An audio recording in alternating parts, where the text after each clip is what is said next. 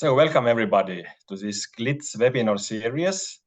I would like to say a couple of words before we start about the GLITSS. GLITSS is an acronym of globalization, illicit trade, security and sustainability. And this is basically a network of people, mostly researchers, who are trying to better understand how to tackle the phenomenon of illicit trade. We have several working groups in this network. I am leading the working group 1, which is specifically focusing on the phenomenon of illicit trade. And today we have a very interesting webinar ahead of us, focusing on illicit wildlife trade. So I give floor to the chair of today's webinar, Pedro Cardoso, who will also introduce our presenters. Thank you. Okay, thank you, Indrek, and welcome everyone to this webinar. The idea to have this webinar started with a paper that we have just published, a few of us within this working group in GLITSS, a paper entitled "Reform Wildlife Trade in the European Union." And the idea to go for this paper was basically because we, within the group, realized that the European Union had quite many gaps in the level of information we are able to obtain about trade to and from our territories, and not only information but also the legislation, which is lacking, and it's basically based on the regulations by CITES, which are quite limited in many cases for many groups. So if CITES is has a quite good representation of some vertebrate groups, there are other like invertebrates, or for example reptiles, amphibians, and so on, and many plants and fungi which are not represented at all in CITES. So everything coming to Europe or being exported from Europe or from the European Union that is not listed in CITES is basically we don't really know what's happening. So within this paper, which was just published last week, we proposed to have 3 measures to tackle these gaps in the European Union, to create a database, much like a bit inspired by what's happening with the LEMIS database in the US. Also, that the European Union should ensure the legality of the trade, much like what happens with the Lacey Act, again in the United States, and also to ensure the sustainability of this trade. So we realized that the US might serve as an example for the EU to follow, hence the title of this webinar. So we'll have 2 guests today. We'll have Alice Hughes from the University of Hong Kong, she's an expert in traffic with a sweet spot for bats, but she has been involved with many different projects, including this paper that is now in review, but is already available as a preprint about the patterns, the strengths and weaknesses of the LEMIS database in the US. But before Alice, we're going to have also Markus Zassner, which is a lawyer at Arnold & Porter, a company in New York. And Markus is an expert who has been dealing with many different cases of money laundering, fraud, public corruption, environmental crime. And he has before this job at Arnold & Porter, he served also as assistant United States attorney in New York, and he's going to talk about the Lacey Act and how it was applied in some famous cases, and how the Lacey Act can help not only our own, in the case of the Lacey Act, the United States, but we adopted also the European Union to halt and to be beneficial for the sustainability and the legality of the trade across borders. So yeah, I'll give the floor to before this presentation will be about 30 minutes plus questions. We'll have questions after each talk, and it will be quite free form. So prepare your questions, your doubts about these two presentations. So Marcus, welcome, and yeah, go for it. Thank you very much. So it's a pleasure meeting all of you, and I look forward to your questions. So I'm going to be talking today about Lacey Act style statutes, and my thesis is that they are a good thing and that they further comedy, but also really provide a very effective weapon in the fight against wildlife trafficking. From the website and from the invitation, I know that the question here is, shall the EU follow the US's example in wildlife trafficking? And it's probably no surprise to everybody here that my answer is probably going to be yes, but let's go through it. As Pedro said, I have been involved in this area for a long time. I was a federal prosecutor and then later was involved in President Obama's Wildlife Trafficking Advisory Council, and I've done a lot of advising over the years. One of the things I've seen with respect to wildlife trafficking is that there's highly organized criminal networks.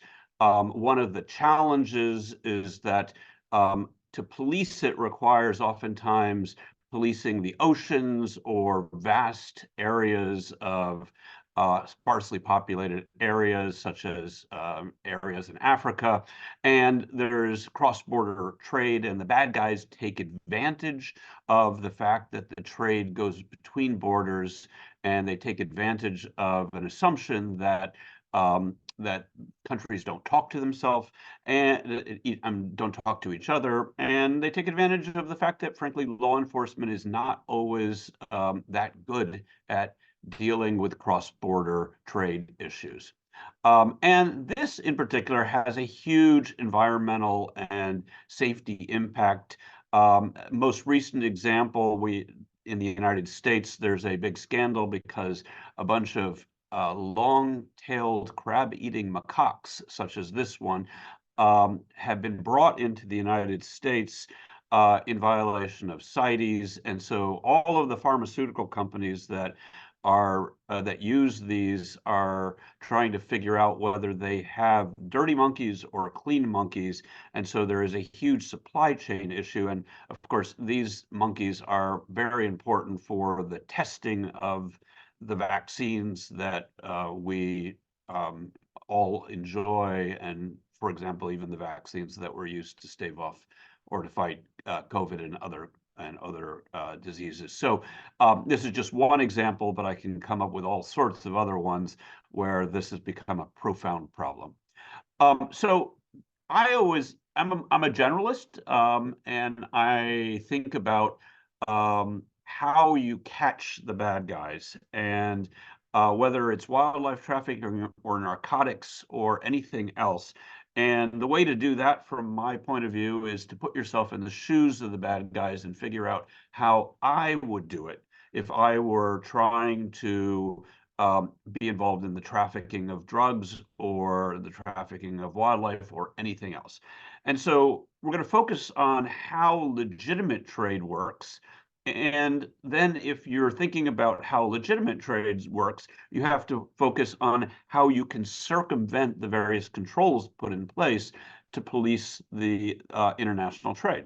So keep in mind that the bad guys are moving the wildlife from the wild where it's captured to the market. and ultimately to the buyer. And so if you focus on how the goods move, that then helps you try and figure out how you can stop it. And if you think about that process, then you can also put yourself in a position of thinking, where will the criminals necessarily have to leave evidence?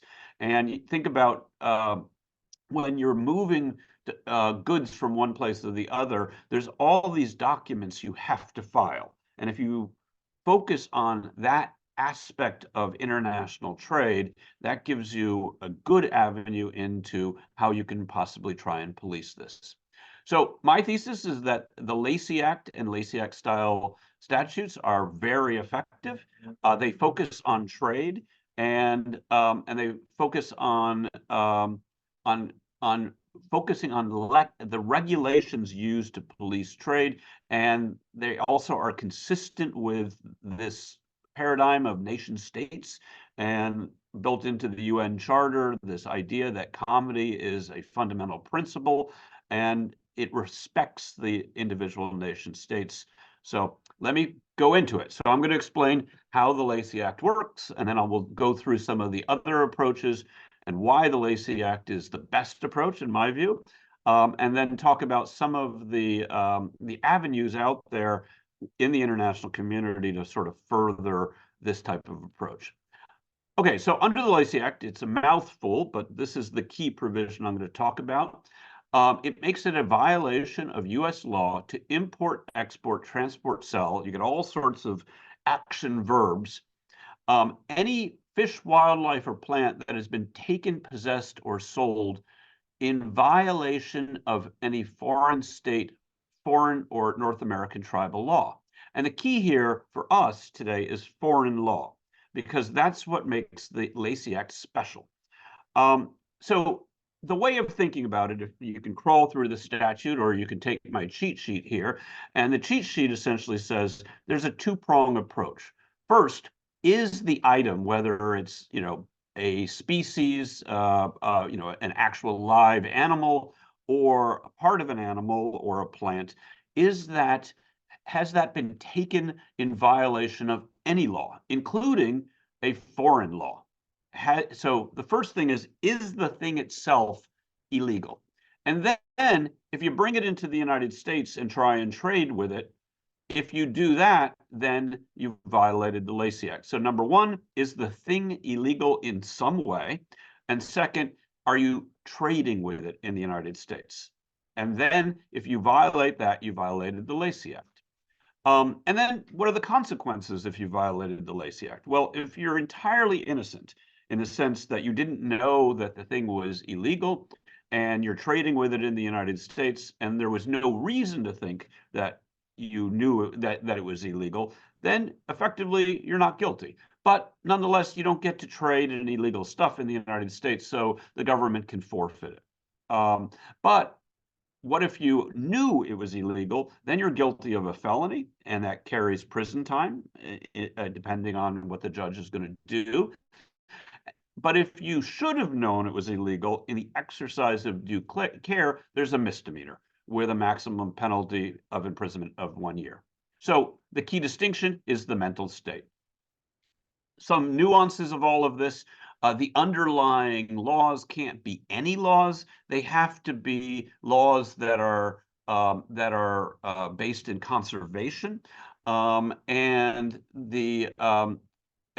so that is, it's not, if somebody, for example, is piling a bunch of monkeys in a truck and happen to be speeding on the highway, that won't count. But on the other hand, if you put in a phony CITES certificate, that does count.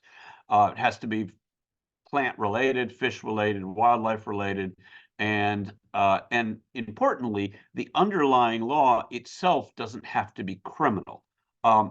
Also importantly, the individual defendant who is trading in it in the United States doesn't actually have to have committed the underlying law itself.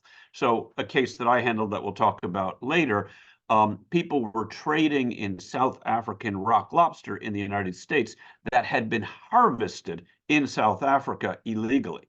The trade in the United States is what makes it illegal, in the United States, not the illegal harvesting in South Africa. All right, so my premise is that this is hugely powerful, and I'm going to go through that in some detail in a moment. But first, let's just take a look at some of the possible approaches that are different from the Lacey Act. Why the Lacey Act, this old American statute? So one possibility is why not, why have some thing that makes it illegal to traffic in something that's illegal under another country's law? Why not just do it nationally? And to realize why that's not necessarily a good idea, you have to go back to the genesis of the Lacey Act. And keep in mind that the United States is a federalist country. We have individual states that at least formally are sovereign. And so before the Lacey Act, the United States had a problem because we had back then probably 40 something states, and now we have 50. But what would happen if somebody, for example, was shooting deer in Texas and then took it over to Oklahoma to sell the venison?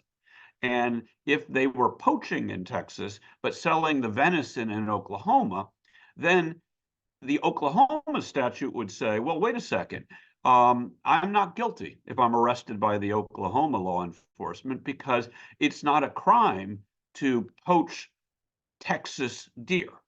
And the Texas authorities can't actually handle it either because the people are in Oklahoma at that point.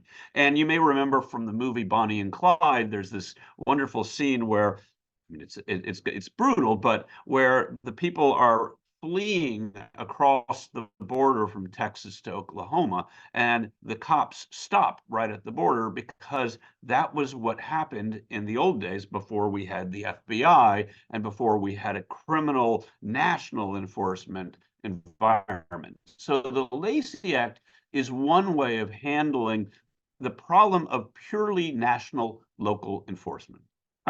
And the other argument in favor of it is that, why should any country allow the trade of something that's illegal in another country? If I buy a car, a used car in New York, and I know that it had been stolen in Germany and brought over here, why would the United States allow that to happen? And the answer is we don't, because under principles of comity, we respect the law of another country, that if something is stolen in another country, we don't allow that trade in the United States. So my argument would be that purely national law and local enforcement is ineffective, and it's also inconsistent with the principles of comity. All right, so what about having a supranational criminal enforcer? So have essentially an Interpol, but an Interpol that actually is empowered to enforce laws and to go after people. Now, as most of you probably know, Interpol is really more of a exchange organization of exchanging information rather than actually an entity that can go out and arrest you.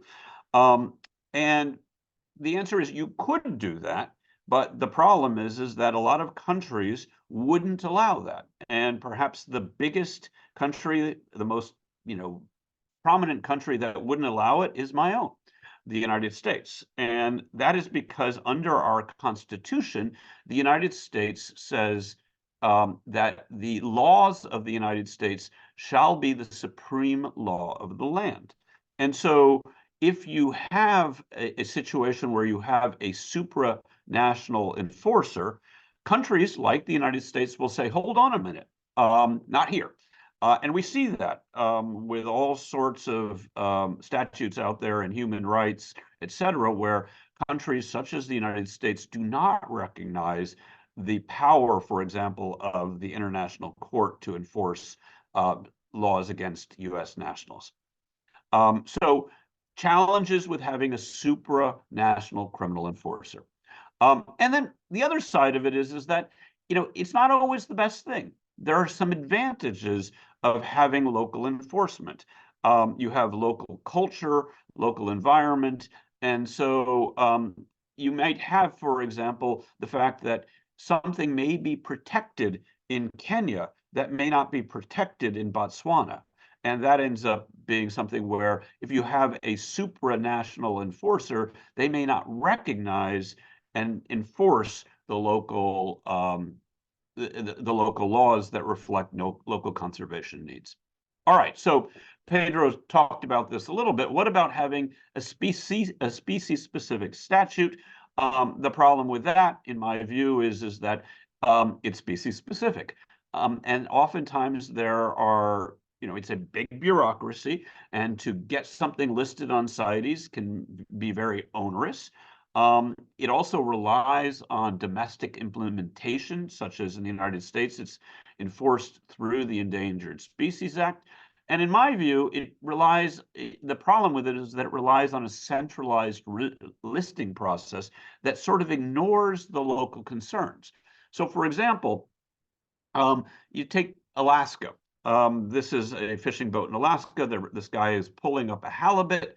Alaska has a very nuanced, very local methodology of policing its halibut fishery.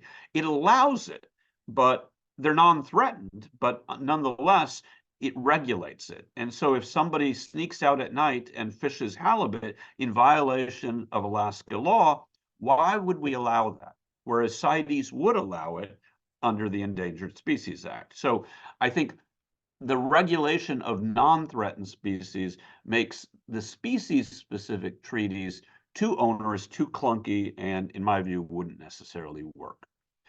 And I guess I sort of hit this where you have national conservation and local conservation concerns and regulations. Something may be regulated in New York, and it would be extremely onerous for a central organization like CITES to keep track of all of that and police it.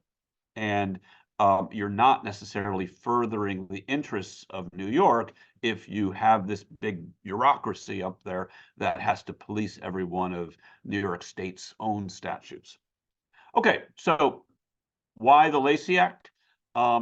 It's species agnostic. In my view, it respects sovereignty, and you take advantage of the fact that the United States has had a federalist type approach for 250 years.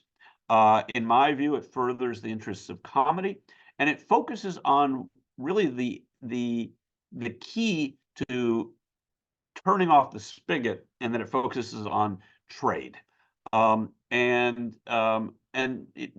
violations of the underlying predicate laws, the local laws, can trigger Lacey Act liability. So, for example, if you want to smuggle something out of Kenya and you put in a false customs document, the Lacey Act would say, okay, that's a violation of a predicate law, therefore you violated the Lacey Act if you trade in the United States.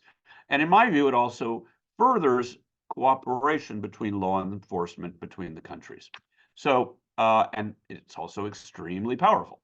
And in fact, we see that it is consistent with, in my view, the UN Treaty on Organized Crime, that effectively you cannot trade under the treaty in things that are illegal in another country. So essentially, it's laundering in other countries' stolen goods.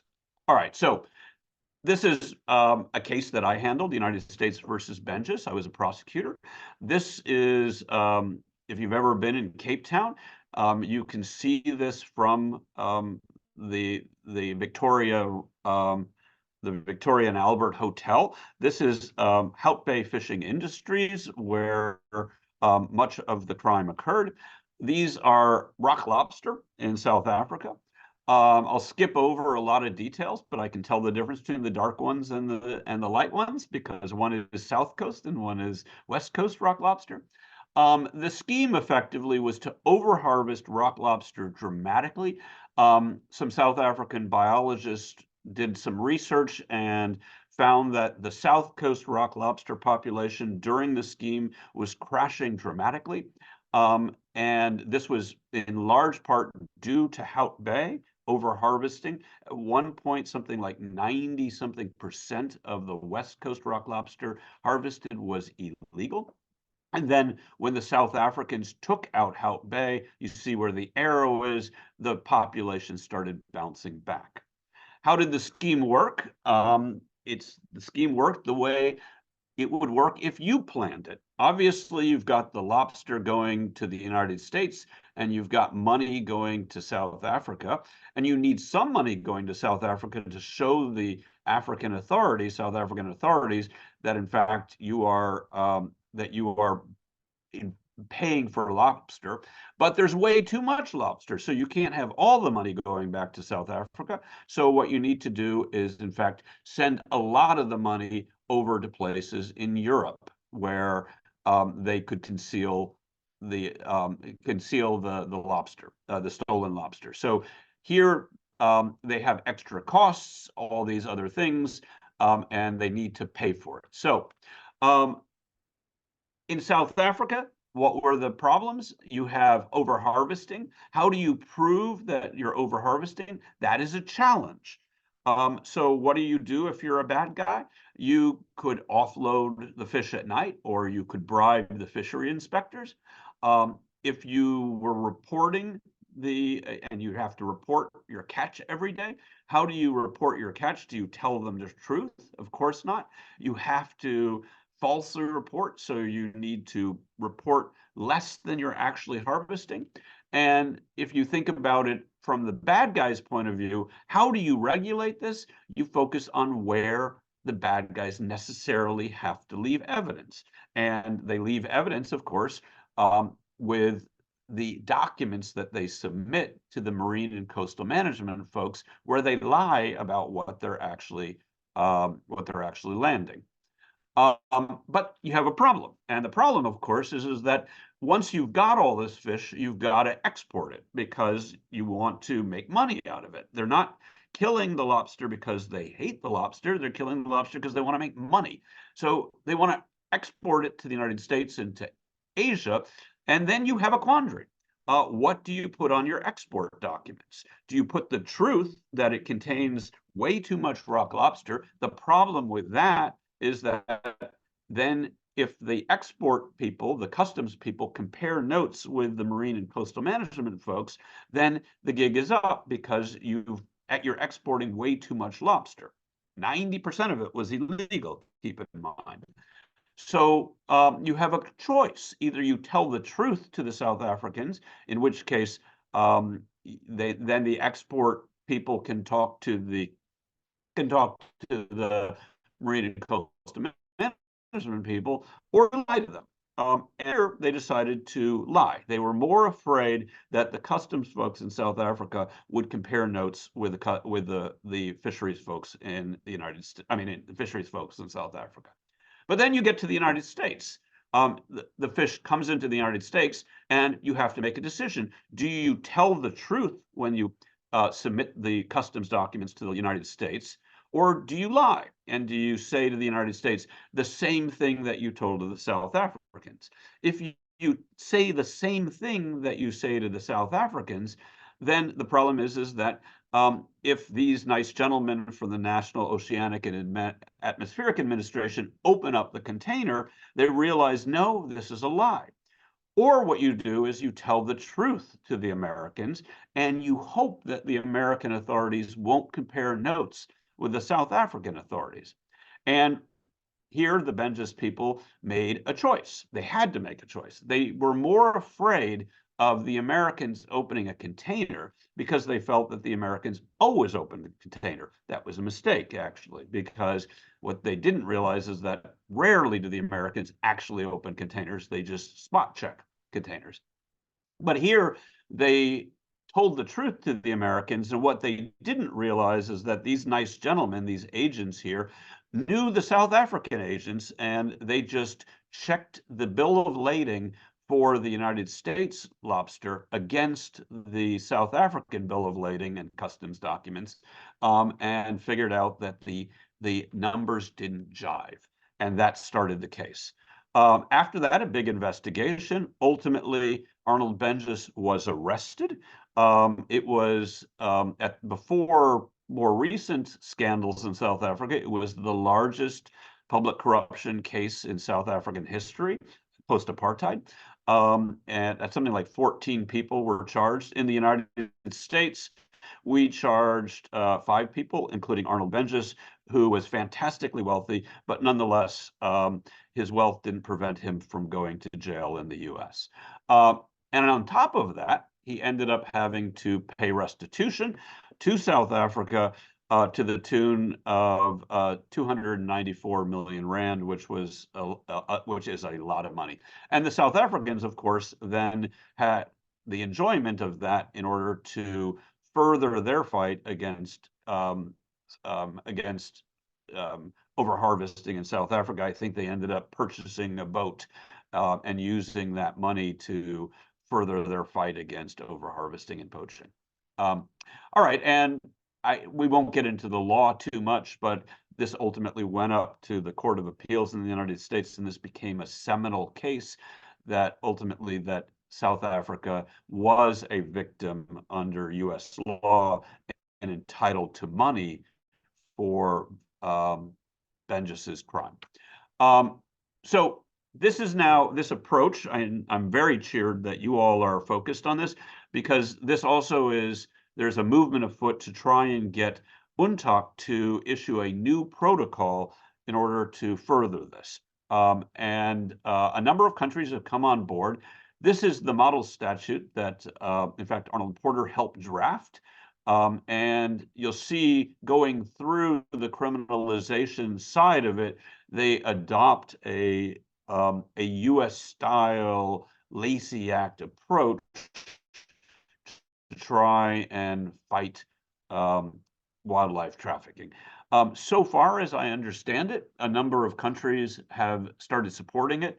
I think Costa Rica, Angola, Kenya, Peru, and a number of other countries are on board. And then importantly, the United States is also on board.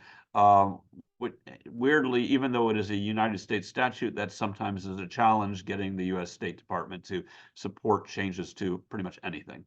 I don't know where it stands today. This is old news. Even though it says breaking, it really isn't breaking today. So as I understand it, a number of countries are coming on board, and the hope is that ultimately there would be a new UNTOC protocol that would focus not just on human trafficking and arms, but also on wildlife trafficking. So we're very close to the end of my time, but we started out with the question, shall the EU follow the example of the US in wildlife trade? And the answer is yes, they should. And so with that, I will take any questions and stop sharing my screen. Thank you very much, Marcus. This was really, really useful for us to know how things were happening in the United States and how everything came about to be, how being such an old law. So for me, the more you heckle me and harass me, the more fun I have. So please shoot away. I will tell you that I've advocated for this in a number of places, and including at the UN. And I was part of a UN working group on writing model statutes. And there was a fair amount of resistance to a Lacey Act style approach. And my own view is that the real problem was that it was started in the United States. And, as Pedro and I were emailing this morning, there are many bad ideas that started in the United States. I understand, for example, that daylight savings time started in the United States with Benjamin Franklin. But this is a good idea. And so what we did politically is actually is push forward other countries' statutes that have adopted a Lacey style approach. So my view is, even though I have an American accent and I'm talking to you from New York, and the Lacey Act idea started in the United States, it's still a very good idea. And you all should adopt it. And you should, the Canadians have adopted it, the Australians have adopted a version of it. So don't let that dissuade you politically. Yes, it's. I don't remember who said that natural parks are also the best idea coming out of America. So this is quite. Teddy Roosevelt, I think, right? Yeah, I think so. So maybe I can start to just mention Canada and Australia have adopted similar laws. Do you know other examples, and how did these countries? Is it really similar, or were there some adaptations to the local reality? Yeah, so there are, and I would have to, there are other. If you look at this,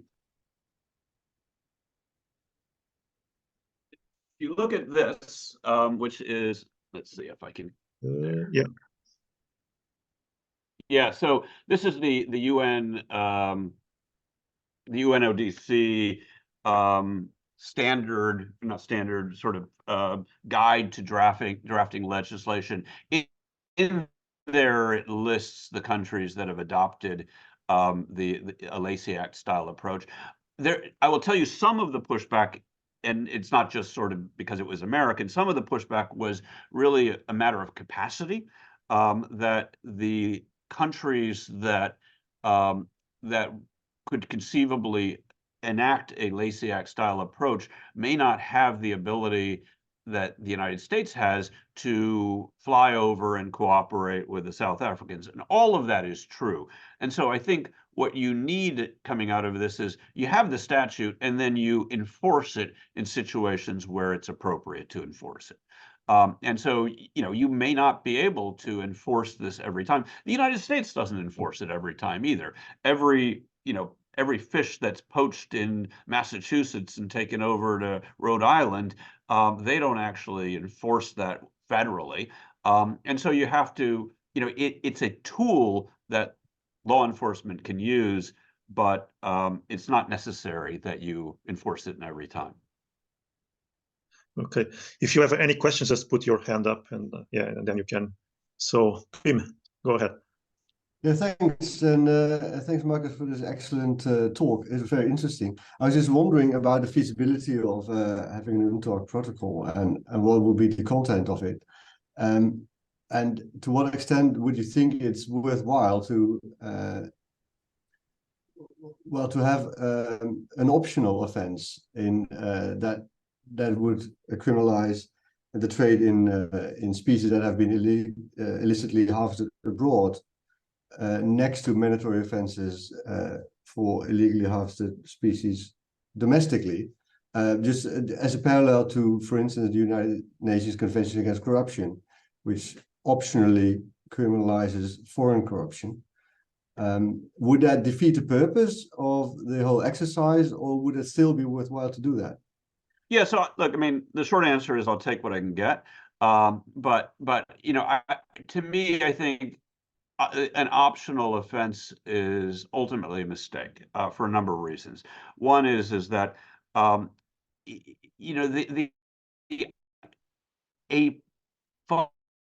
fundamental principle of the Lacey Act, if you go back before and added the foreign law provision, it was just domestic. And one of the principles of the Lacey Act was that we're not just Texas and Oklahoma and Rhode Island and Massachusetts, we're the United States of America. And it is one country. And if you have it optional, then what happens is you have some countries opting in, some countries opting out. And you would have one country saying, look, why am I enforcing this law here when you don't have a similar provision over here? So to me, it's consistent with principles of comity to have it. Also, I don't really understand the purpose of it having optional as an optional one. Law enforcement doesn't have to go after every crime. When I was at the U.S. Attorney's Office in Manhattan, we would issue a little over 1,000 indictments a year. We have 8.5 million people in New York. Think about all the crimes we did not prosecute. And now, obviously, that's federal and there are state as well.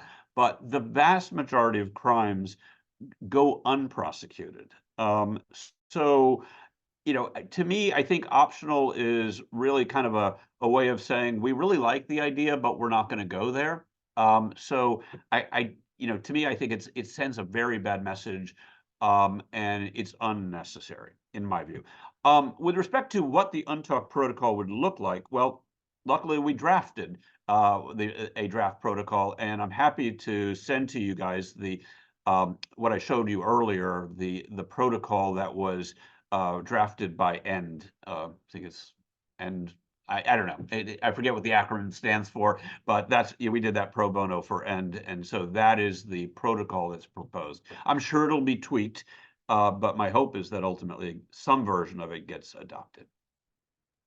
Yeah, thanks. Yeah, if you send it to me, or and then I maybe, I'll send to whoever is interested. That will be really, really nice to have. Yeah.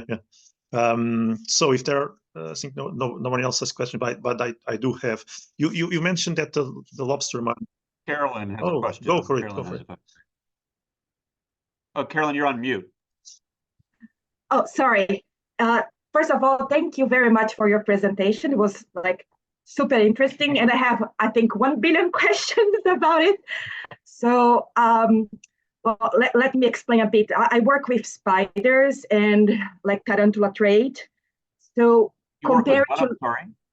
I work with spiders. Oh, spiders. Okay. Yeah, so they are traded with the intention of supply the pet market, basically. So I was wondering, like, compared to lobsters, that was like a massive volume of lobsters, like during years. How is working the Lacey Act for these, like, let's say, smaller groups or groups that are traded and, I don't know, like in smaller volumes? Do you think it can work? It's being people is being prosecuted or charged with these like parakeets or reptiles, or just like big volumes that is the main target of the law? Yeah, it's a really good question. So to me, it's almost not a Lacey Act question. It's a law enforcement discretion question.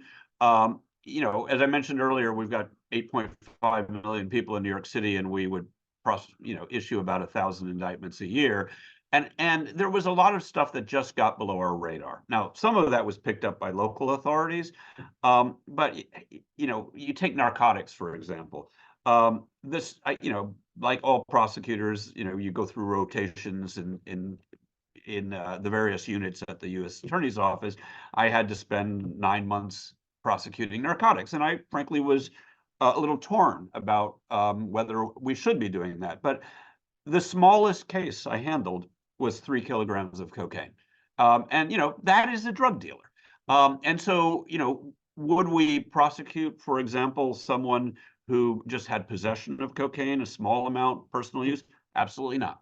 So I think, you know, to me, it really would depend on what someone is doing. So if I were the U.S. attorney and I were making a decision and someone was bringing in spiders, it would depend. If they were extremely expensive, lucrative spiders, and this was devastating a local jurisdiction, then I probably would prosecute it. On the other hand, if it was just somebody bringing in her pet spider because she's moving from London to New York, then I'd probably let it slide, even if it was illegal. So I don't know if that answers the question. No, thank you very much. I think yes. Like, I was just wondering how this would work, like, for people, because we had like some similar case for spiders like some years ago, and the hobbyist community was like really on fire, debating the Lacey Act, and like thinking that I don't know, police is gonna knock the doors. It's like, give me your spider, you know, like these type of things. So I was wondering also with the backfire of the legislation, if people start to think like, why I should follow this law because, you know, like this is just my pet or this or that. So, you know, just. But that's not a bad thing, you know. Look, so you know, I and the reason. Sorry, my speaker changed on me.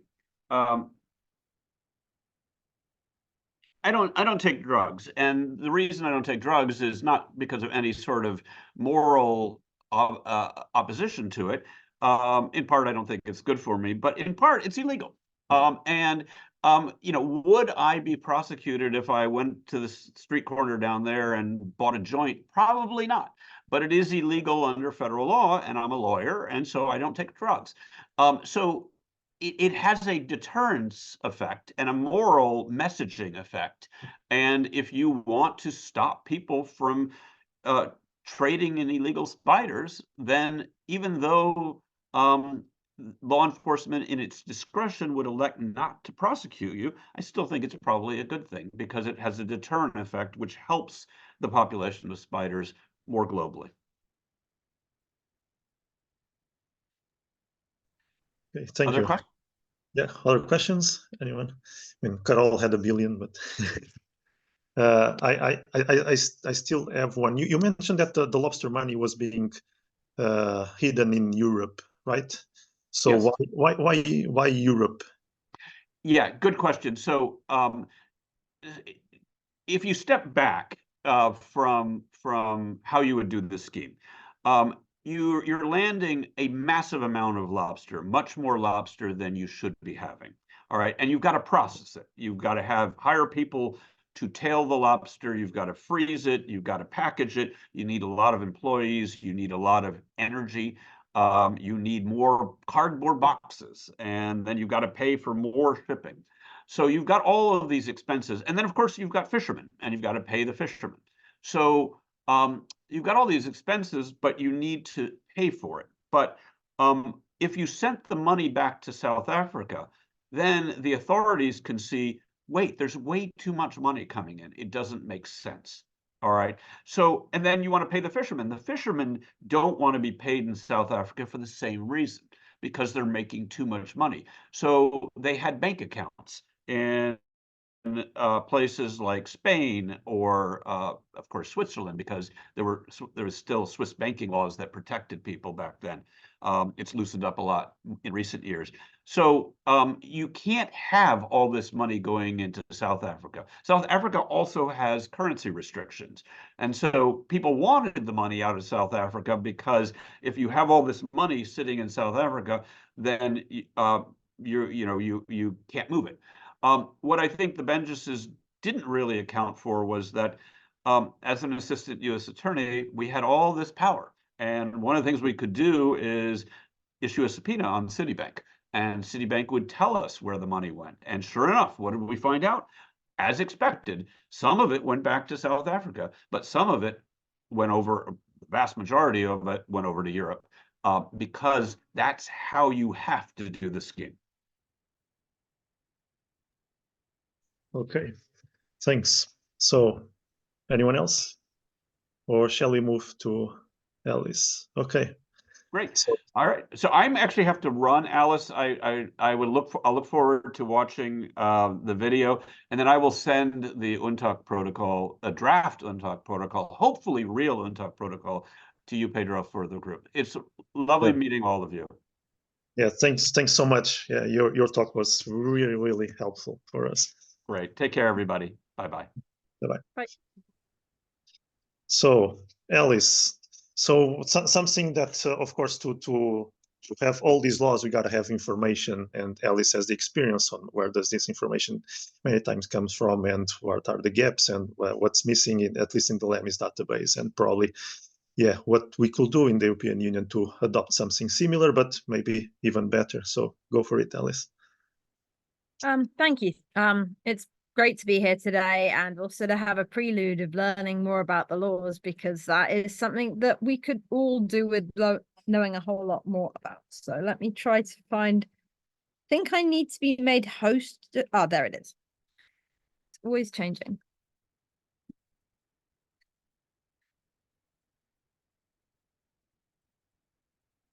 So I'm going to start off with an overview of a couple of major groups in trade before talking more about LEMIS itself, because as has been stated, we often don't have the type of data we need to have in order to inform laws and to have the kind of data we need to ensure that we can adequately conserve species.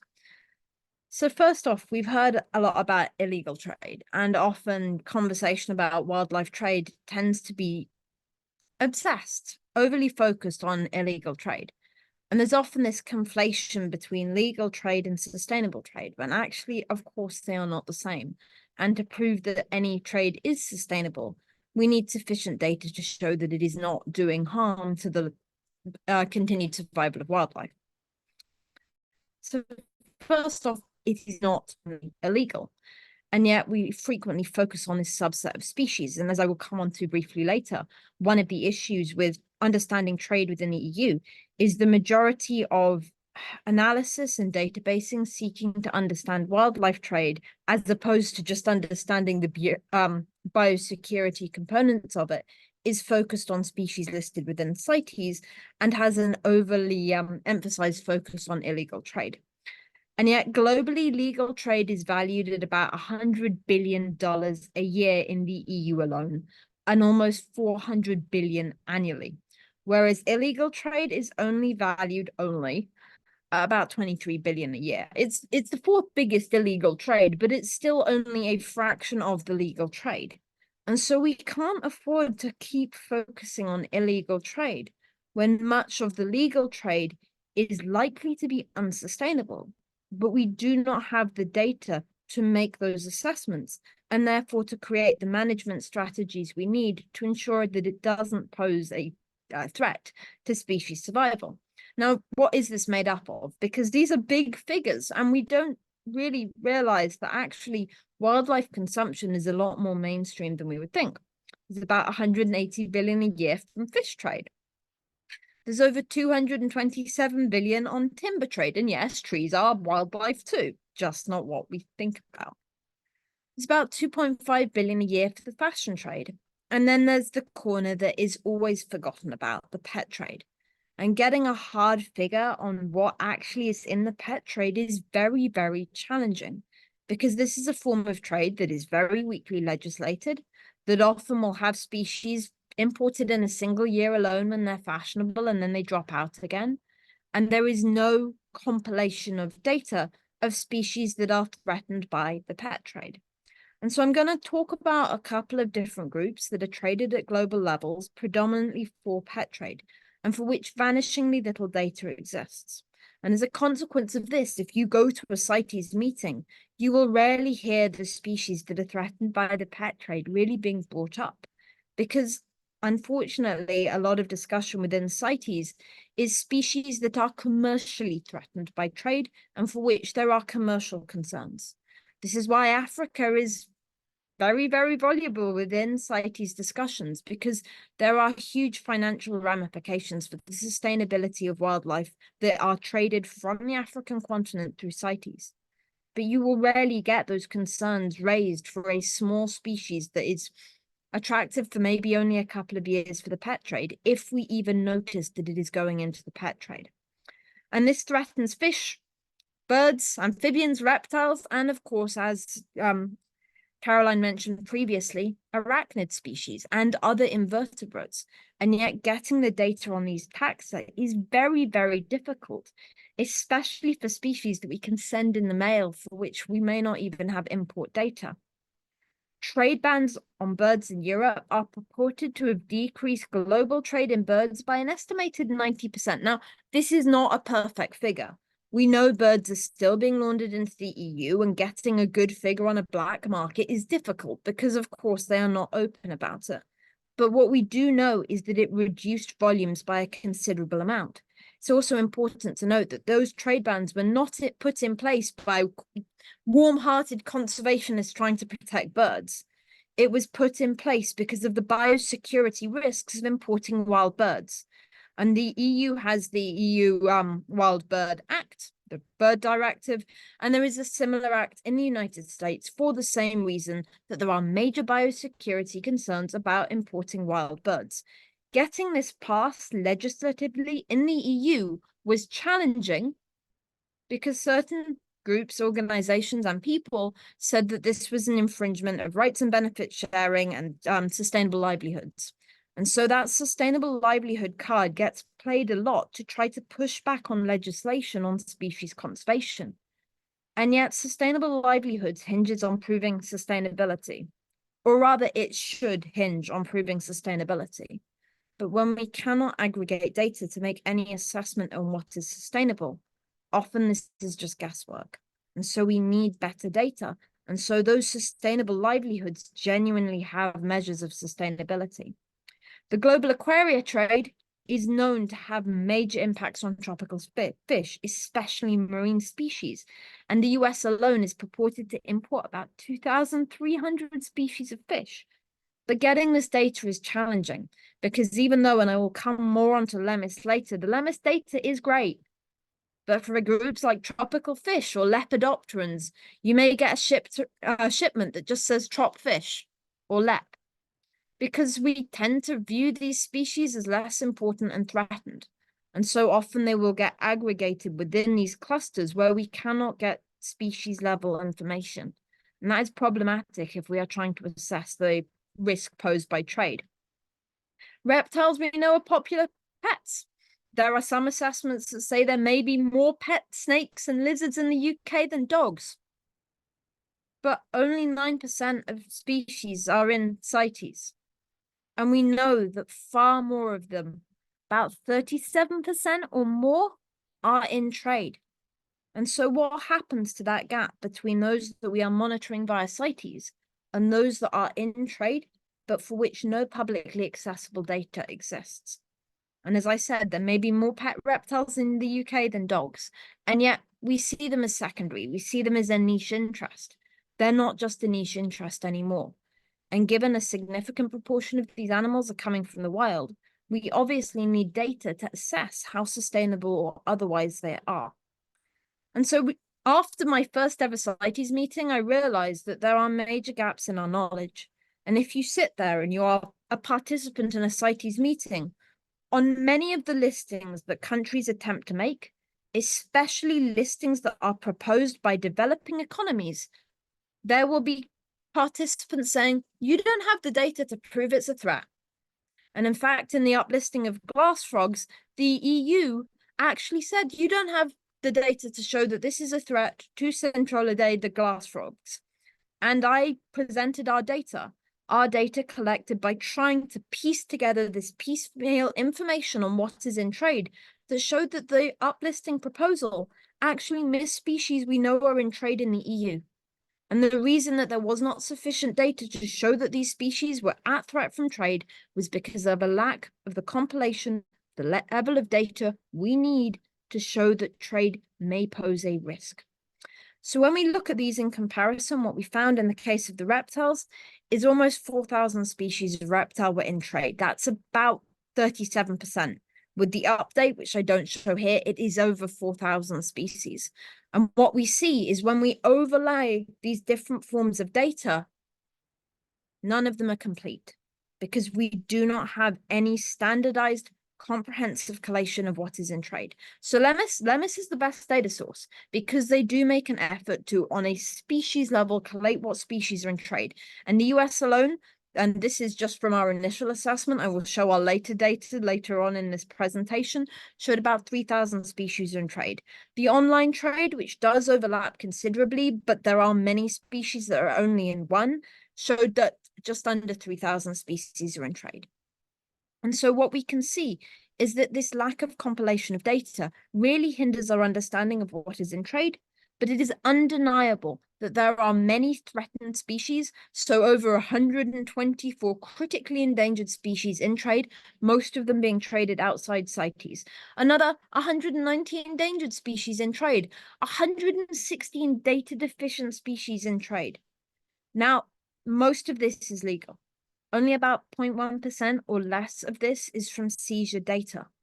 And yet we can see this is clearly the trade, the legal trade, of endangered species falling outside the remit of CITES. What's more, we see many newly described species are in trade, some of them even in the year of their description. And within the reptiles, 133 species were in trade within 20 years of the description of that species. And this is ignoring the fact that many of these species may be in trade before they are formally listed within CITES. What we saw within the arachnid assessment, which I will talk about briefly later today, is that many potentially undescribed species may be traded under pseudonyms or by noting where that variant is coming from. And so this trade undeniably poses a risk to these species. 9 species appeared in their year of description, and 21 species are thought to have become extirpated or extinct in the wild due to trade for pets.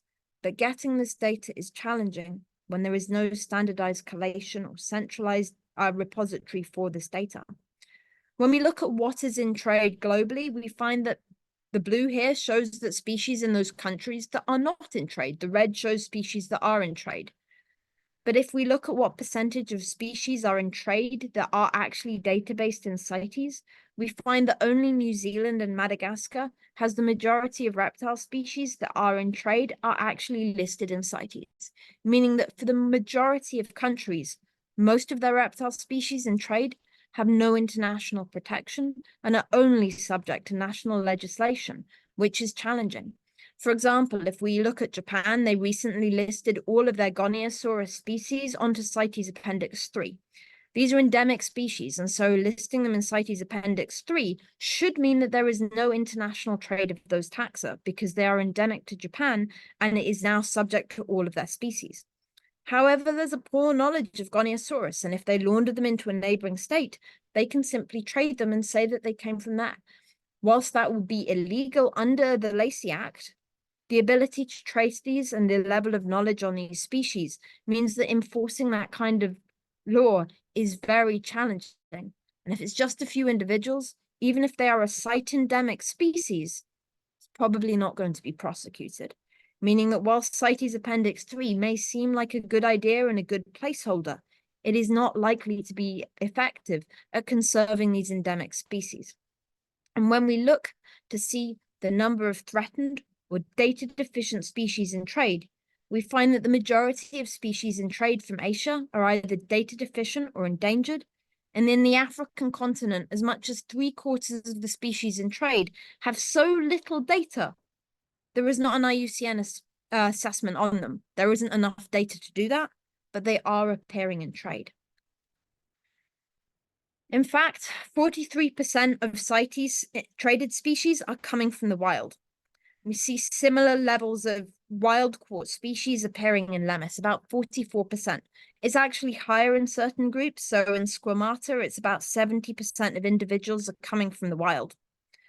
Furthermore, what we also see is more and more species of reptiles are being described in recent years. But if we look at the range sizes, they are decreasing. That means that that newly described species that appears on the market the year it's described likely is a site endemic or regional endemic species, meaning that they are particularly at risk of overexploitation.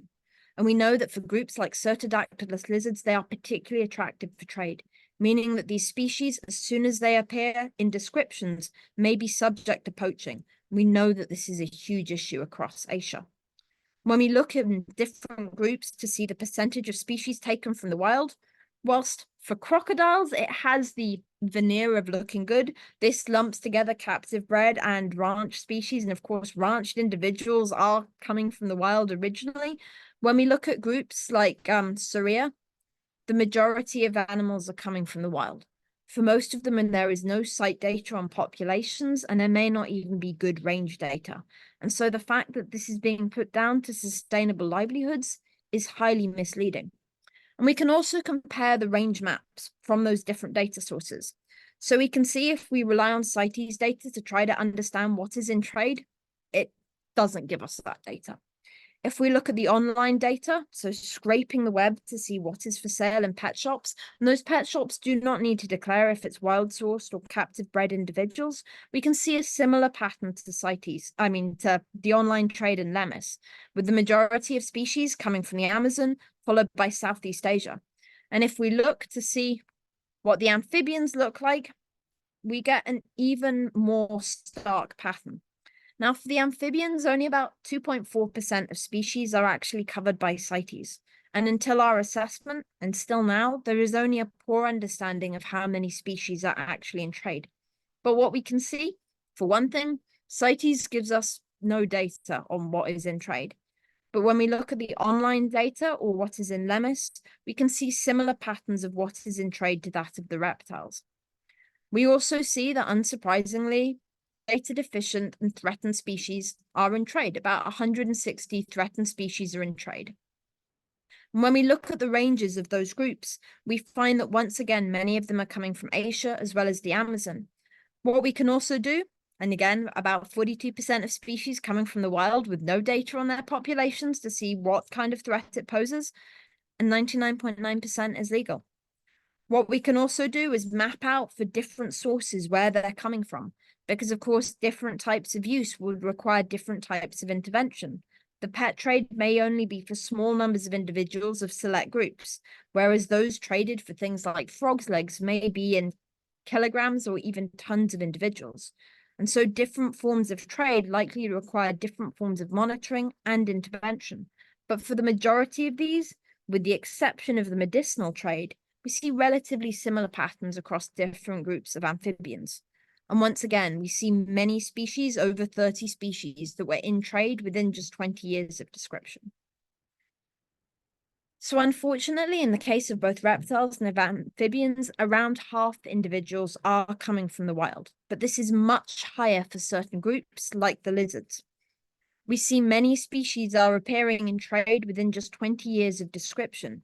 For the majority of these species, they are likely to be range endemic species, and we don't have any data on their wild populations, meaning that trade almost indisputably presents a threat to these species.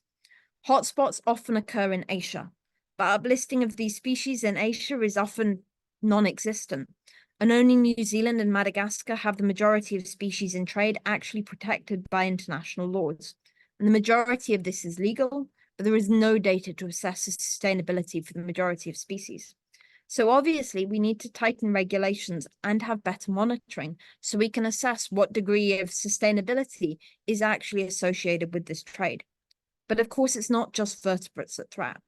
And so after doing these two preliminary assessments, we decided to give ourselves a bigger challenge and try to assess from the over 50,000 species of arachnid, what species were in trade. Now, this was challenging because the taxonomy of arachnids is fluid, because unlike when you ship a vertebrate species, you can send invertebrate eggs through the post. You can send slings in an envelope, or you can buy a mystery box of spiders. And these are real things. And of course, if someone is trading a mystery box, we don't know what's in it.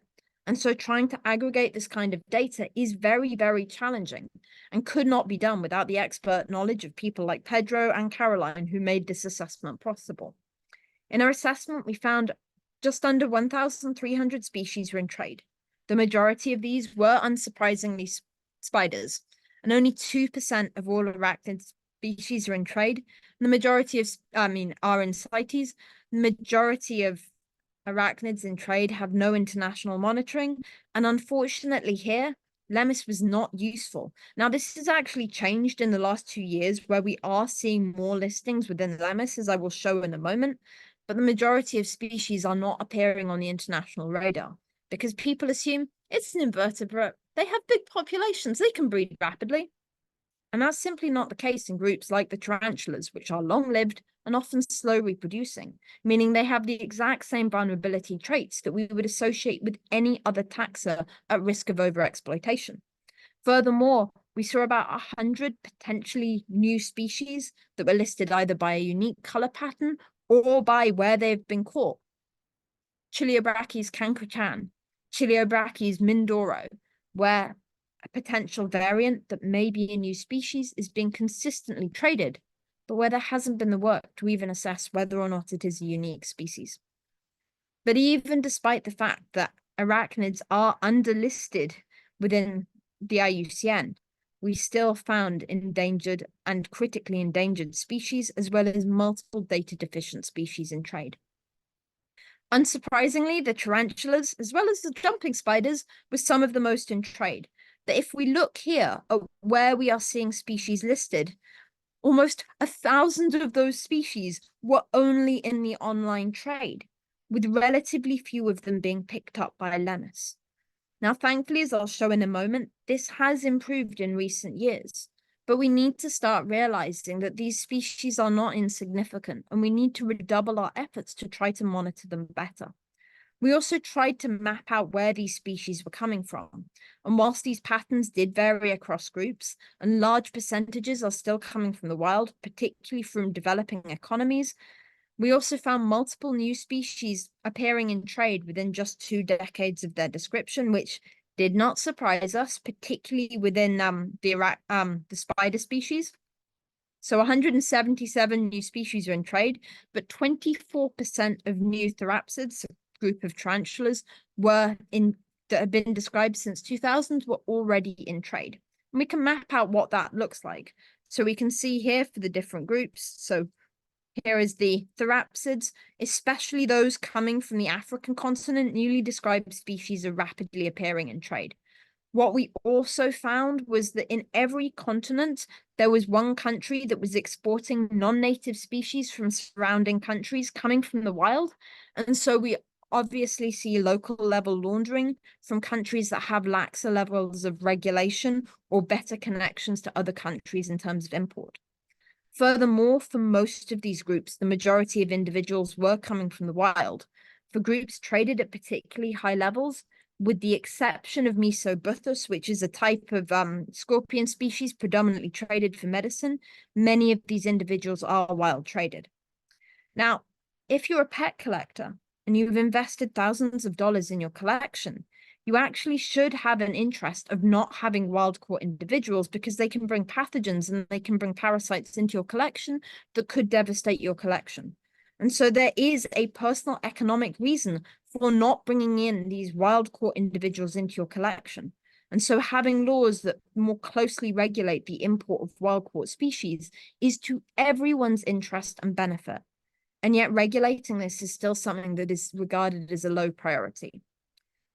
So disease is the primary reason we have seen any tightening of legislation, both the development of traces, which I'll talk more about later, but also the instigation of the EU Bird Directive and the US Wild Bird Act, which prohibited the importation of wild birds into those designations without having very good reasons. They still do get imported. It's just to help slow that flow. We need to make sure we have new tools to modernize trade and to make sure we more effectively conserve species. Also, any data we have that is quantitative does not account very well for mortality during transport, meaning that the actual impacts on these source populations may be higher than any estimates, because these imports of dead individuals may be poorly or variably accounted for, or they may be disposed of during transport. Enabling any species to be traded until it is potentially at risk of extinction is not an approach we apply anywhere else. And there is a clear need for the precautionary principle to be better applied to trade. Fish trade, briefly. In freshwater trade of fish, most of it is now being captive bred. It's estimated that about 90% of fish bred for the ornamental trade for freshwater is now captive bred. But the opposite is true for wild-caught trade, where approximately 90% of reef and freshwater and saltwater fish that are in the aquaria trade are still coming from the wild. And the data on this is remarkably poor, being that they often get aggregated to lot level. And so trying to get this data at the level we need to ensure species are adequately conserved remains very challenging. And about 70% of fish imported into Europe are not assessed. This includes through traces.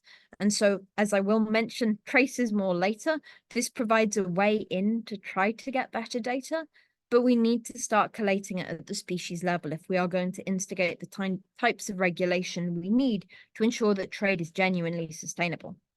And most fish entering the US are also not assessed, because unfortunately it's still not seen as the level of priority it needs to be. So we've shown that thousands of species are traded outside the remits of CITES, yet this data is very challenging to aggregate because of a lack of systematic collection. The LEMIS system provides one exception globally, where that data is not only collated, but it is periodically released, allowing the analysis so we can understand the true dimensions of trade. Now, it's important to note that LEMIS was not developed as a biodiversity conservation tool. It was developed as something about national security and preventing the import of potential pathogens and pests. This means that it is not the perfect tool for assessing what risk is posed by trade, but it is still a massive advance to any other tool out there, and it does provide us with unique insights into what is in trade and what we could do better. And so here I'm going to talk briefly about what the dimensions of US data look like. And this is a data set that both Caroline and Pedro have contributed to trying to analyze, so we can try to have clearer insights on what is in trade and what we can actually do better, so that we can understand what trade is going on in the EU, or more broadly, a whole lot better. And this was based on 22 years of data. And so broadly, I mean, the data is terrifying. I will give the overall statistics in a moment, but if we look at the number of wild species that are in trade, now there is some confusion here, because some species that are traded from the wild, including the catfish and the ratites, actually fall under another designation, and so they only periodically appear in this database. And there is not a clear delineation between what belongs in what system. But we can see the numbers here for some of these groups are vast. Almost 2,000 crustaceans and mollusks, almost 1,500 echinoderms in Cnidaria, almost 5,000 birds, over 3,000 reptile species. These are not small numbers. And yet our ability to collate this data for Europe does not exist, because the taxonomic resolution of the equivalent data sets, which are also not publicly released, they require freedom of information or other applications to try to access them, is vast. LEMIS itself includes over 21,000 wild species imported over those 22 years. When we add this to the CITES data, almost 30,000 wild species were imported into the US between 2000 and 2022. And this is a vast number of species for which we have no data on their wild populations and no data on the levels of offtake on these populations. And yet almost any argument where we say we need to regulate this better, there is a pushback in terms of sustainable livelihoods, despite the fact that for the majority of these 30,000 species, we cannot assess the sustainability of that trade. When we look at the number of whole individuals, now, again, trying to aggregate this data is challenging. The data set is riddled with typos, including sometimes orders of magnitude in terms of the quantity of individuals. And so trying to clean it to a level that we can actually understand those patterns is very, very challenging.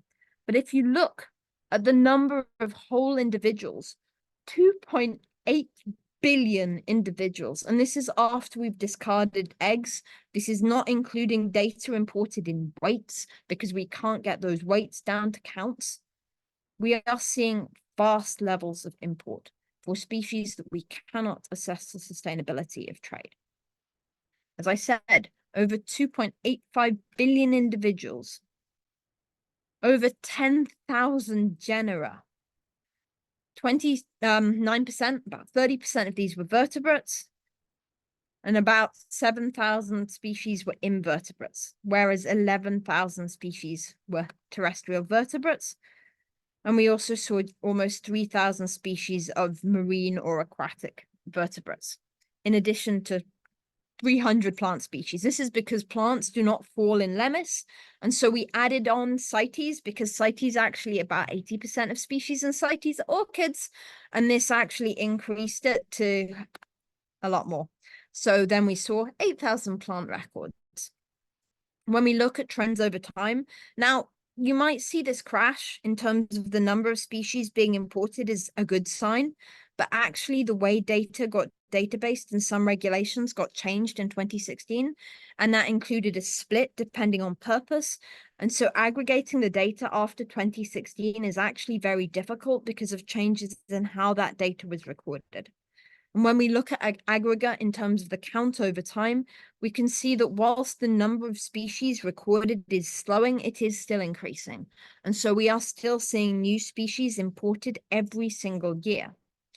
When we look at the number of individuals coming from the wild, we can see that particularly for marine groups, the majority of individuals, over 90% in most cases, are coming from the wild. And that doesn't change whether we look at the number of entries or the number of individuals. In fact, when we look at the number of entries, because for many species that are imported in relatively small numbers, they will be entirely from the wild, we actually see the number of entries going up. And so many species that may be particularly small populations are being sourced from the wild. And yet, once again, we don't have data to assess sustainability. For marine mammals, about 96% of individuals are coming from the wild. It's about 94% for Cnidaria and echinoderms. And mammals and birds also show high levels of wild-sourced entries, meaning that for rare species that are being imported for pet trade, for ornamental trade, or for educational purposes, they may be coming from wild collections. When we exclude the commercial trade, suddenly we see a lot more individuals coming from the wild. And this is because much of the commercial trade is basically job lots of things for things like fashion houses or for consumption. And so when we eliminate that, and we often see it listed as personal use, then we see more individuals are coming from the wild. And when we look at this over time, whilst for some groups, we do seem to see a decrease in the percentage of wild-caught individuals, we are still seeing large numbers of wild-caught export, but we're also seeing increased levels of ranching, where the eggs or the juveniles have been caught from the wild and brought up in captivity. And for some groups, the actual amount of overall trade is increasing. And so even if we are seeing, in some instances, a decrease in the wild-caught trade, we are seeing an increase in the fashion of saltwater aquaria, meaning we are getting more sponges and bryozoa coming into trade. And for some groups, they are starting to become fashionable. Now, I noted earlier that LEMIS was not good at recording arachnids, and that's because with the previously analyzed data sets that went up to 2014, it wasn't. We are seeing it improving. And so for the arachnids, at least, we are starting to see more collation of data, which may mean more reporting, or it may mean better screening of what is coming in internationally. We can also look, if we look at smaller groupings, because of course families show very different patterns, that when we break it down by families and by higher taxonomic levels, many smaller groups at genus or family level will have the majority of individuals coming from the wild. Now, once again, for those groups, we don't have good data on the wild populations, meaning that whilst this data is invaluable, it should ring alarm bells, because what it clearly shows is that CITES is not giving us the resolution of data we need to understand what species may be at risk by unsustainable trade, and yet this data is rarely recorded. And when we look at it more closely, so I'm not sure if you can see the top here. So this is the overall total, and then this is the wild-caught trade, this is captive, this is ranched, and this is other. And so we can see that for many species, they are only coming from the wild. We can see vastly more animals coming from the wild in terms of the number of species than any other form of trade.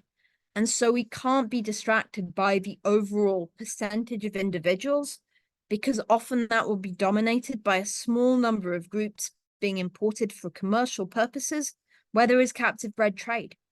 And that seems to blur out and shield the fact that for many species that are being imported at lower levels, which may still be threatening, they are largely coming from the wild. Furthermore, in terms of invasive species, 28 of the world's top invasive species were still being imported into the US over this time period. In fact, over 203 known invasive species were imported, and at least 23 species that are listed as injuriously invasive species that are meant to be prohibited were still being imported into the US. This included species like various salamanders that after 2016 were no longer meant to be imported because of the risk of B. sal, because it's a huge risk to native amphibian populations. They were still being imported. But what was also scary is that the volume of exported individuals increased after they were listed as invasive and injurious. Now, whilst that listing only applies to imports, the fact that they started exporting more after the risk was listed is also worrying, because it shows that there is a risk of export of things like B. sal, which could decimate wild populations elsewhere, including in Europe. So of the 12 fish genera that are listed as invasive and injurious, that they're still being imported live, and 20 amphibia genera that are listed to be injurious are still being imported, meaning that whilst these laws exist, they may not be enforced in all occasions. As I noted, more than 99.9% of this is legal, and only focusing on illegal trade ignores the majority of species that are being traded legally, but possibly unsustainably. For most species, as I've noted multiple times, we don't have population data. We also have no data on the level of offtake or the level of trade. There is no quantitative data for most of these.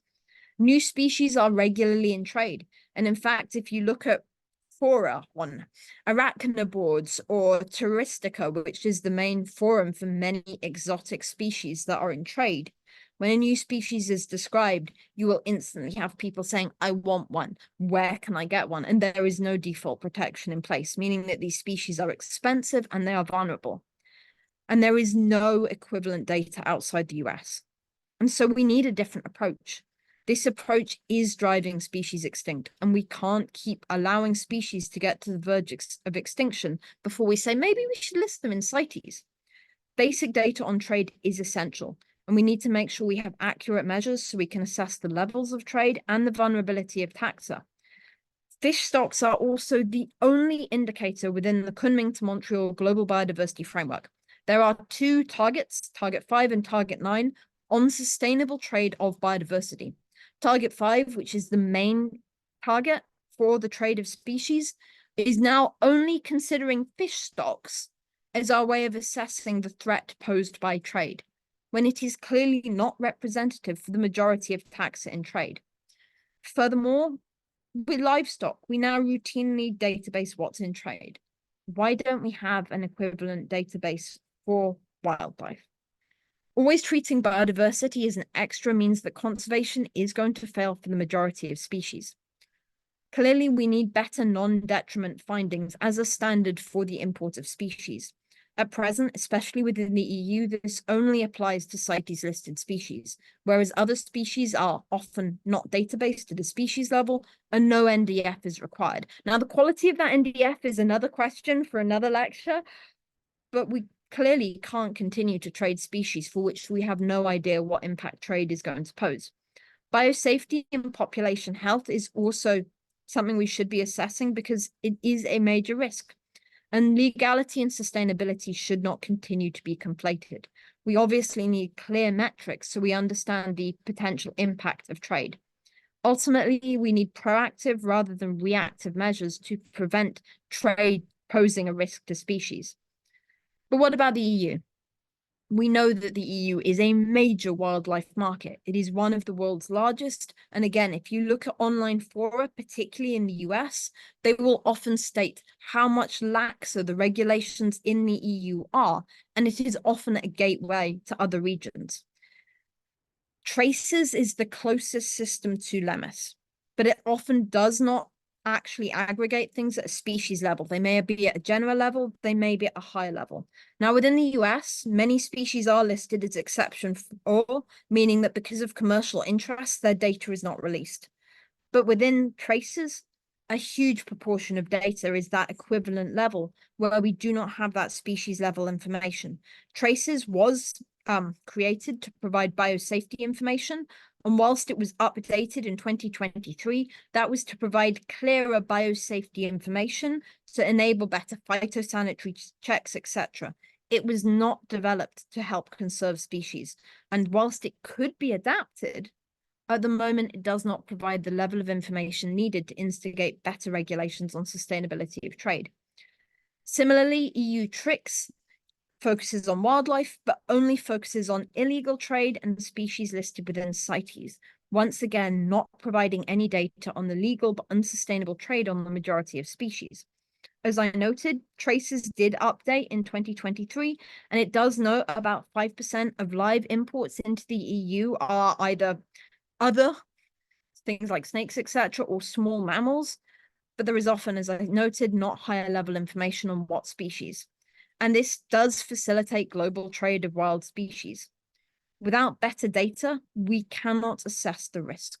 This means that even within CITES meetings, there will continue to be claims of you cannot demonstrate that is a threat to species. And without that information, we simply cannot provide the legislation we need to conserve species in trade. Whilst LEMIS is not perfect, it is a massive step up. And we clearly need the equivalent within the EU and more widely to provide the baseline data we need to ensure that trade does not pose a risk to the survival of species. And interoperable systems between regions are clearly needed so we can get a better idea of global trade. And so in ending, this was an image put out as part of the 50th anniversary of CITES. And you can see it is better than formal ones. It has invertebrates on there. But CITES is not representative of all species in trade.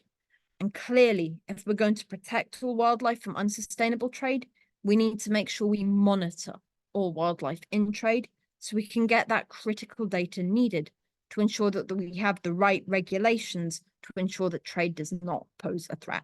So with that, I'd like to thank you all for listening, and I'm very happy to take any questions anyone might have.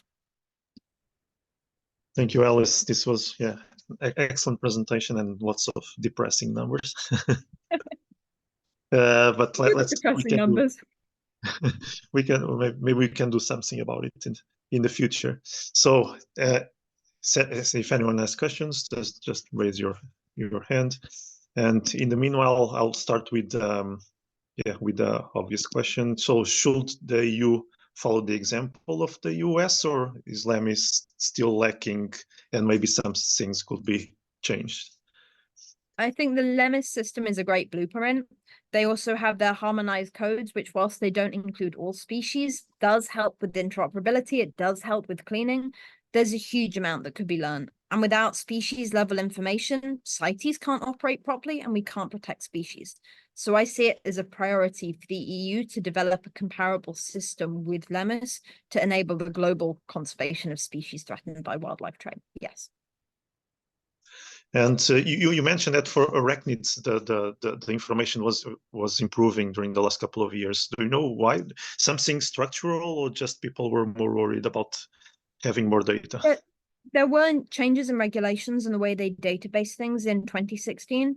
So I think that might have had a negative impact on some taxa, but a positive impact on arachnids. They may also just have been screening things better to pick up arachnids and taking it more seriously. But it's good that there is one positive from this update, that we are getting better information, because we know that they were in trade before, they just were being missed. Mm-hmm. And I have here a question from Carol, who had to leave to pick her baby. So how would what do you think would be a good solution to obtain concrete evidence of the sustainability of trade for groups on which data is quite hard to get, like insects and other invertebrates? So how can we say something about the sustainability? What kind of data do we need? Well, I think the most basic data is two forms of data. One is the level of offtake and one is the source population. Now, obviously, you would want to have an idea of the capacity of the area, the minimum reproductive capacity, etc., so that you could make sure that any quota was below that. Getting that kind of data is very hard. But getting at least levels of the volumes in trade is a major start. If we had that kind of data, so a comparable system to LEMIS, so we can say, hang on a minute, this species of Chiliobrachys is coming in the tens of thousands. Maybe we need to target an assessment and actually start looking at the source populations. And so for species, because there are so many species in trade, I mean, we know IPBES is massively incomplete, especially for the invertebrates. Their global assessment of how many invertebrates in trade is lower than the number of Lepidoptera we know are in trade. So it's clearly a massive underestimate. Getting the baseline population data for all species in trade is going to be very, very challenging. But if we have levels of import, at least we know where we need to particularly start looking. And there are also certain traits we know are associated with vulnerability to trade, long lifespans, slow reproductive rates. And so if you're seeing even smaller numbers of those coming into trade, it may necessitate an assessment because you know they're particularly vulnerable. And so I think by targeting assessments to those, if you either have vulnerable traits or you're being imported at high numbers, we can start managing what those impacts look like much more clearly. Okay. Monica had the question as well. Yeah. Yes, hi everyone. Thank you very much, Alice, for all your inputs, which is very depressing, but most of it was, well, clear to me. I have been working on the trade of marine ornamental fishes for many years now, and I have been in contact with Alice, and I have been analyzing traces data, because at least for the marine ornamental fishes, traces is a very, very good tool. It has a lot of information at species level. It's not perfect, it needs improvement, but it has like 70% of the fishes that I have analyzed are at species level. I have done analysis of data over 8 years. Traces collects data at species level since 2014 for marine ornamental fishes. It's the HACE code, which you mentioned in LEMIS, it's the same. And in contrary to LEMIS, so traces has a lot of species, and LEMIS does not for marine ornamental fishes. They are all put into this group called marine aquarium tropical fish.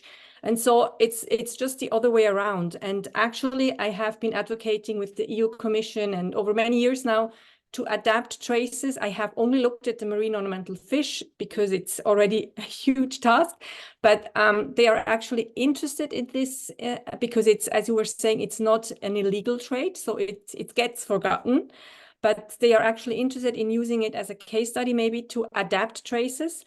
And where I see the challenge is that the CITES authorities in the EU are not in the same department as traces. So the discussion between these departments is a challenge, and I have tried to overcome it. I have not had very much success yet, but at least I think we need really to sit together and discuss this, because I am not of the opinion that the EU needs a new database or monitoring system. I'm of the opinion that we can adapt traces. I don't know how it looks like for other taxa. There you probably have more information, Alice, but I'm sure that traces, at least from a technical perspective, I have done my PhD on the marine ornamental fish trade. I have been in contact with the technicians of traces and everything.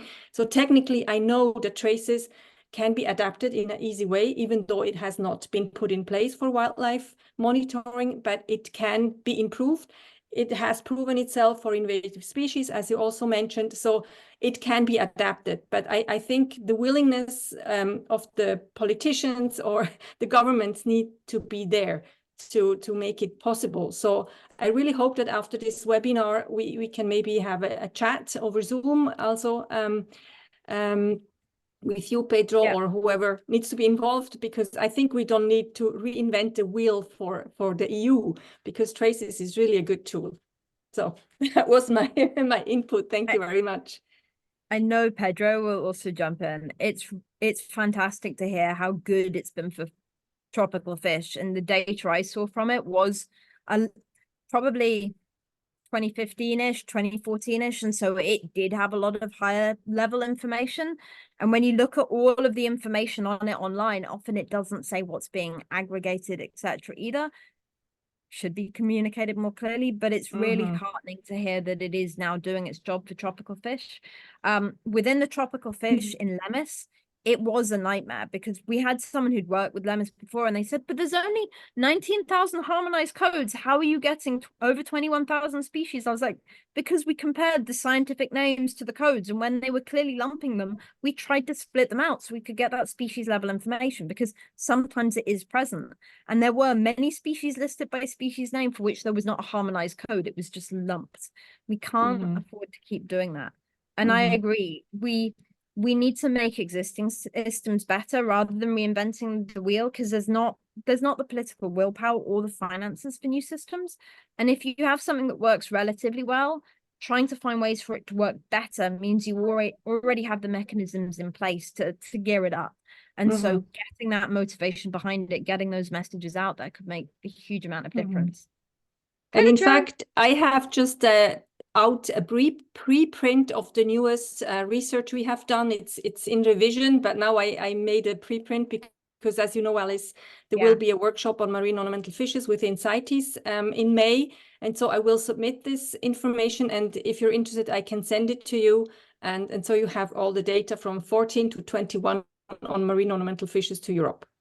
Well, as far as there is data. I mean, 30% is still not at species level, but it's at family level. That's already a good step forward, I think. Yeah, it's good to hear that. Yeah, that there is something happening, and some groups are seem to be quite well covered. I'm curious. Yeah, let's definitely talk and we should arrange a further discussion. Yeah. In the meanwhile, Marcus sent the link to the Untalk document, so it's on your chat. You can download it. And if there are no other questions, I think we are running out of time. But I think it was really interesting set of talks and discussion. And for sure, within the GLITSS group, our idea now is to try to figure out how to bring these things at European level, how to create new laws, new databases, or adapt trace or whatever is needed to get better information and guarantee the legality and sustainability of the trade. So this project will continue for at least for the next couple of years. I'm not sure when it ends. Indrek should know when we have this project ongoing. Yeah, but I hope that we can in the future also count on your expertise. Well, Alice, Monica, and of course Marcus and everyone who is here wants to participate. I'm pretty sure that GLITSS is open to everyone's cooperation. So anyone else has some final words? If not, then thank you very much, and and see you around. We'll definitely keep in touch.